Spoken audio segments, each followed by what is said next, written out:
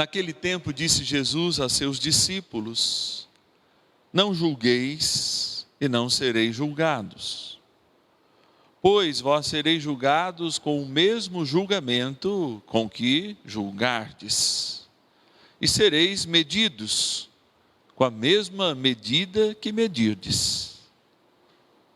Porque observas o cisco no olho do teu irmão e não presta atenção à trave que está no teu próprio olho?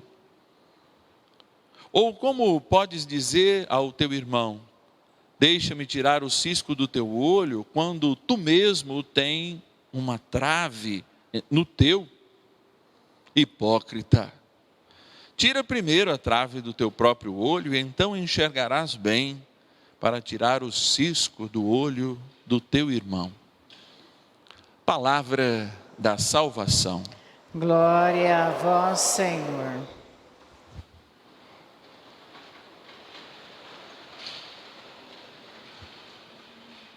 É tempo de celebrar a misericórdia, porque, graças a Deus, Ele não quer olhar para a nossa hipocrisia, Ele quer olhar para a nossa verdade. E essa verdade foi uma marca que Ele nos deixou desde o nosso batismo.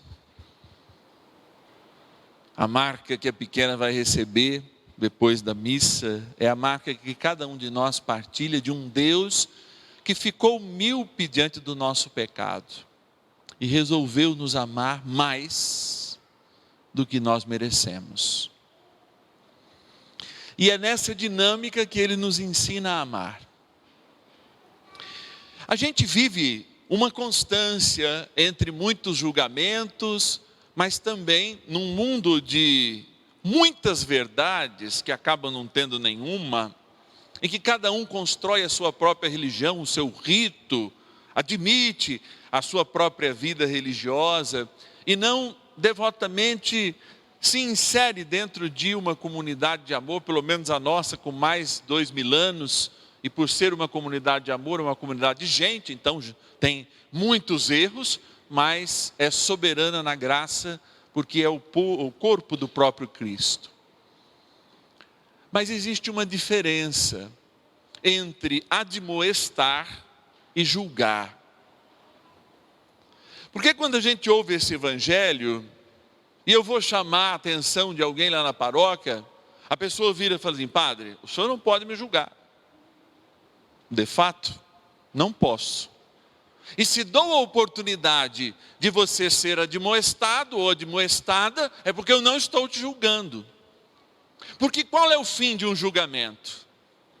Padre, aqui no Brasil você começa um julgamento, demora 20 anos. Sim, mas qual é o fim de um julgamento? Uma condenação, na maioria dos casos.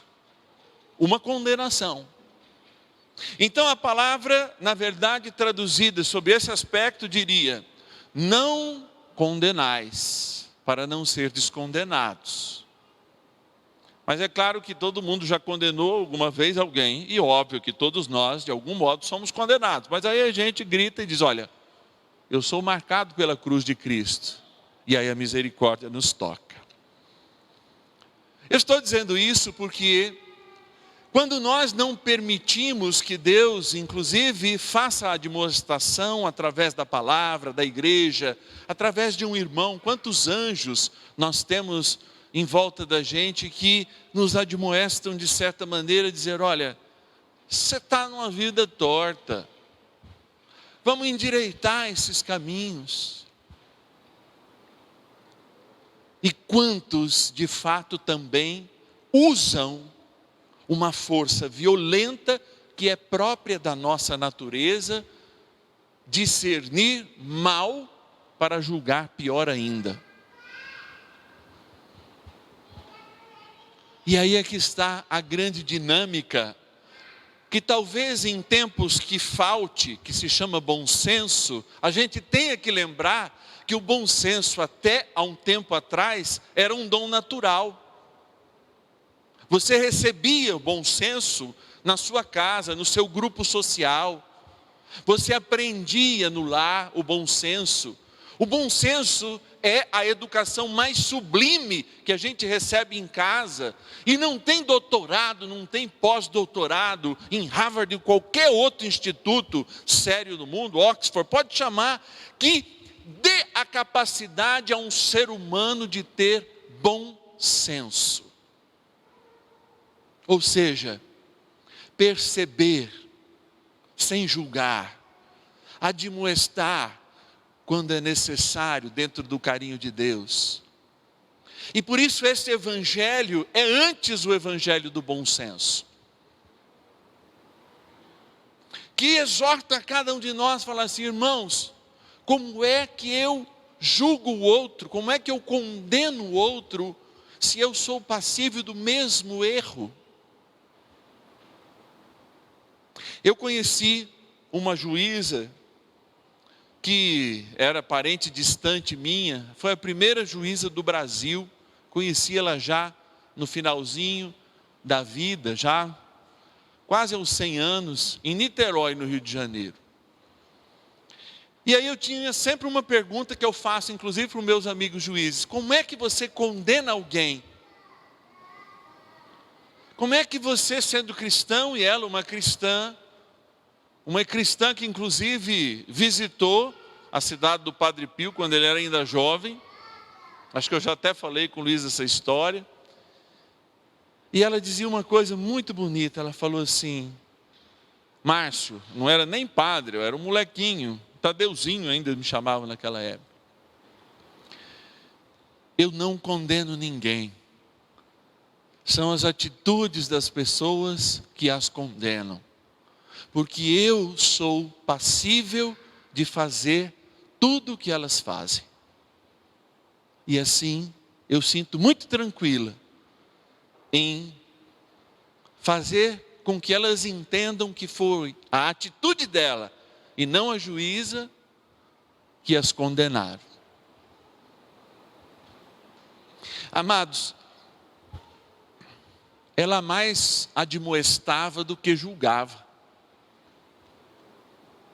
Porque quando a gente tem essa capacidade de conseguir fazer com que o outro, amorosa e gentilmente, receba de nós uma palavra para cambiar, mudar um pouquinho da sua vida, nós conseguimos o sucesso do bom senso.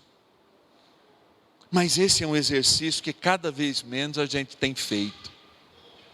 Porque cada vez menos a gente está perto, cada vez menos a gente troca figurinhas, cada vez menos a gente lembra que o amor tem que superar todas as diferenças, e é por isso que é amor, e por isso o amor criou tudo que é diferente. Vai dizer um filósofo chamado Levinas, por isso o amor criou o infinito, e ele pede ao finito que seja amor para compreender o que é infinito, ou seja, as diferenças. E é nesse sentido que então, amorosa e gentilmente, o Senhor nos fala por essa palavra: filhinhos, eu sei que o julgamento, que o discernimento é um dom natural, da inteligência humana. Não pode pôr o dedo na tomada que dá choque. Comer muita gordura, isso faz parte, a gente está escolhendo desde manhã. A gente faz um discernimento ético quando está diante do guarda-roupa, especialmente as mulheres, vai dizer assim: o que vai acontecer nesse dia? Eu vou para a academia, eu vou não sei o quê, eu vou à aula, então eu posso pôr saia, calça, pantalona, blusa, vai estar frio, vai estar... Nós meninos não, né? Damos a preferência para a primeira roupa, ou sempre para a camisa azul, como é o meu caso, não é? Tá? Mas existe, no mínimo, sempre um discernimento. Agora, o bom senso é justamente não fazer do nosso discernimento um ato de condenação. E condenar quem escolhe diferente, condenar quem age diferente, condenar até quem peca. Não. Porque o bom senso cristão nos ensina que somos todos irmãos. E se, portanto, eu não quero ser julgado na medida em que eu mereço, eu também não julgo na medida que o outro merece. Se eu não quero ser mal visto como eu mereço, eu também não tenho os olhos maus para aquele que também pode até merecer os olhos maus. Assim, gente, nós vamos quebrando o ciclo do ódio e reestruturando no centro de uma sociedade cada vez mais incapaz de amar o bom senso, porque é impossível amar sem bom senso. Louvado seja nosso Senhor Jesus Cristo. Para sempre seja louvado. Desde sábado nós estamos comemorando esses 27 anos, numa linda missa, num show realizado lá no Santuário Mãe de Deus em São Paulo, pelo Dom Negre, concelebrado pelos nossos padres. Hoje a gente encerra essas celebrações, mais uma vez, diante da Eucaristia, colocando você aí de casa, especialmente, junto com a gente aqui, tudo que você tem a agradecer pela Rede Vida. Eu recebo nas minhas redes sociais, no Instagram especialmente, gratidão, gratidão, não só pela novena, pelas missas, pelas homilias que ficam sempre lá, mas por uma programação de graça, um canal de graça, cheios de momentos de graça. E aqui é o ápice, pois a primeira transmissão deste canal de graça, a estrela que brilha no Brasil, nesse espectro da TV digital, transmite o maior fenômeno de toda a terra. Um Deus se fazendo pão e vinho. Cantando então, participemos deste ofertório com essas intenções.